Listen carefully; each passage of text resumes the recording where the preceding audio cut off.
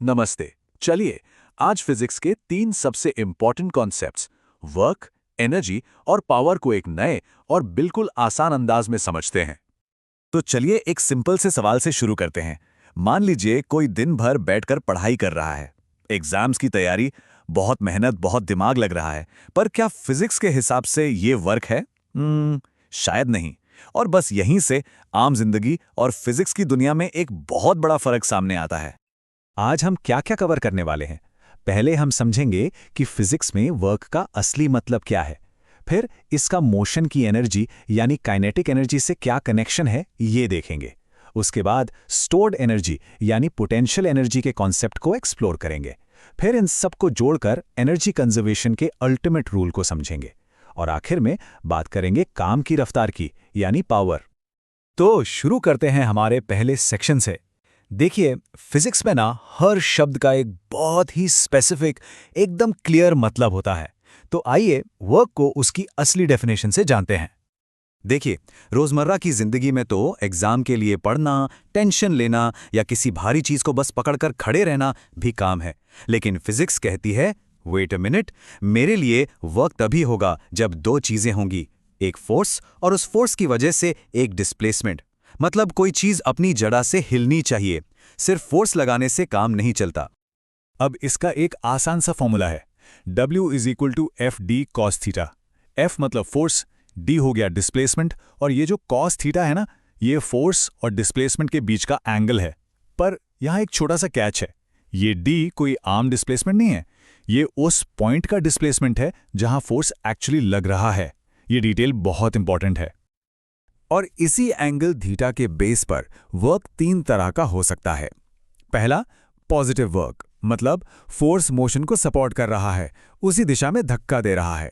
दूसरा, zero work, ये तब होता है जब फोर्स और मोशन एक दूसरे के परपेंडिकुलर हों, यानी 90 डिग्री पर। और तीसरा, नेगेटिव वर्क, जब फोर्स मोशन के खिलाफ काम करे, जैसे कि फ्रिक्शन जो साइकिल को रोकता है। अच्छा, यहां एक बहुत कॉमन कंफ्यूजन होता है। सुनने में अजीब लगता है कि साइकिलिस्ट ने रोड पर वर्क किया, पर रोड ने साइकिल पर जीरो वर्क किया।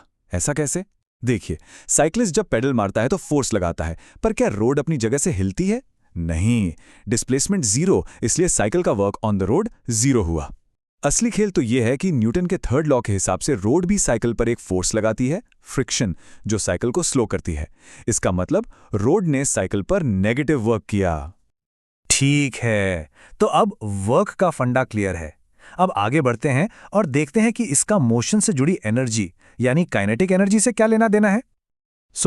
काइनेटिक एनर्जी, जिसे हम K से डिनोट करते हैं, ये वो एनर्जी है जो किसी भी चलती हुई चीज में होती है। सिंपल फॉर्मूला है K = ½ mv²।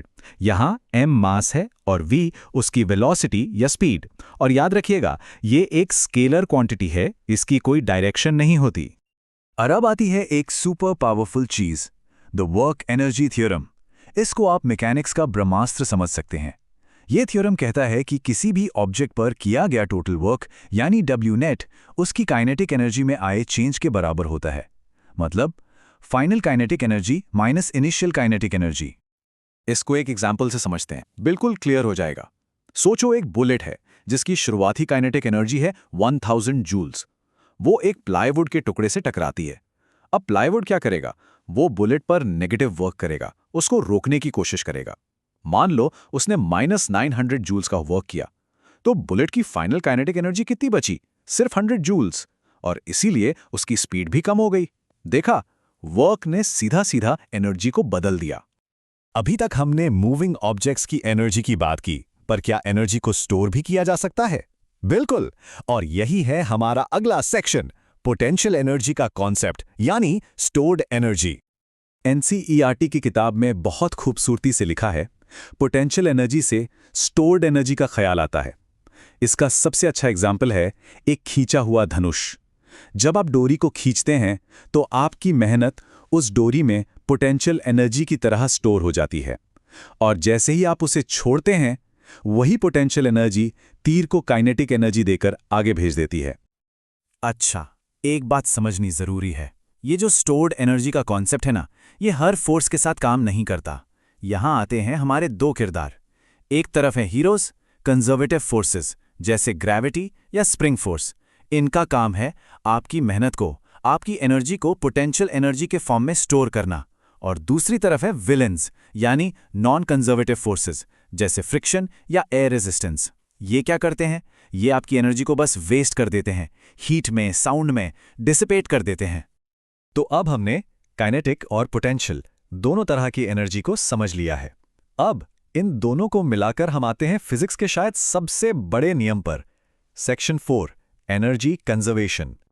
ये नियम कहता है कि अगर किसी सिस्टम पर सिर्फ कंजर्वेटिव फोर्सेस यानी हमारे हीरोज ही काम कर रहे हैं तो उस सिस्टम की टोटल मैकेनिकल एनर्जी हमेशा कांस्टेंट रहेगी, हमेशा।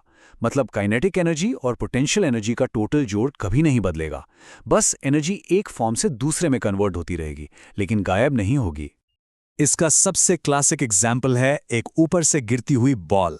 जब बॉल सबसे ऊपर है, उसमें मैक्सिमम पोटेंशियल एनर्जी है और काइनेटिक एनर्जी 0। जैसे जैसे वो नीचे आती है, पोटेंशियल एनर्जी कम होती जाती है और काइनेटिक एनर्जी बढ़ती जाती है। और जमीन से टकराने से जस्ट पहले सारी पोटेंशियल एनर्जी काइनेटिक एनर्जी में बदल चुकी होती है। लेकिन हर पॉइंट पर इन दोनों का टोटल E बिल्कुल सेम रहता है। लेकिन क्या हो अगर सिस्टम में कोई विलेन आ जाए, जैसे एयर रेजिस्टेंस या फ्रिक्शन? तब क्या होगा? तब टोटल मैकेनिकल एनर्जी कांस्टेंट नहीं रहती, वो कम हो जाती है। और जितनी भी एनर्जी कम होती है वो उस नॉन कंजर्वेटिव फोर्स के किए गए नेगेटिव वर्क के बराबर होती है। चलिए अब हम आते हैं अपने आखिरी टॉपिक पर, पावर। अभी तक हमने बात की कि कितना काम हुआ, लेकिन ये भी तो मैटर करता है ना कि वो काम कितनी तेजी से हुआ, और यही है पावर। सो पावर यानी शक्ति सिंपली काम करने की रेट है, टाइम के रिस्पेक्ट में। इसका फॉर्मूला है P = work done upon time, या फिर एक और हैंडी फॉर्मूला है P = F.V, यानी फोर्स और वेलोसिटी का डॉट प्रोडक्ट।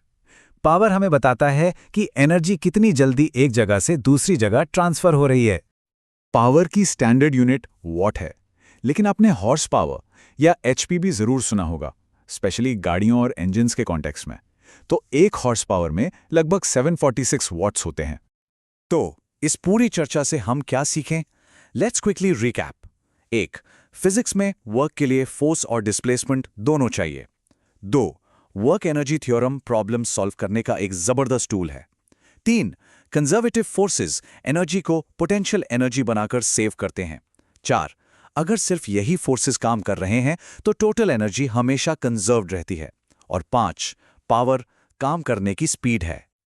और अब मैं आपके लिए एक सवाल छोड़कर जा रहा हूं। अगर हम अपनी लाइफ को एक एनर्जी सिस्टम की तरह सोचें, तो क्या हमारी एनर्जी हमेशा कंजर्व्ड रहती है, या फिर टेंशन और फ्रिक्शन जैसे नॉन कंजर्वेटिव फोर्सेस इस एनर्जी को धीरे धीरे खत्म कर देते हैं? सोचिएगा जरूर।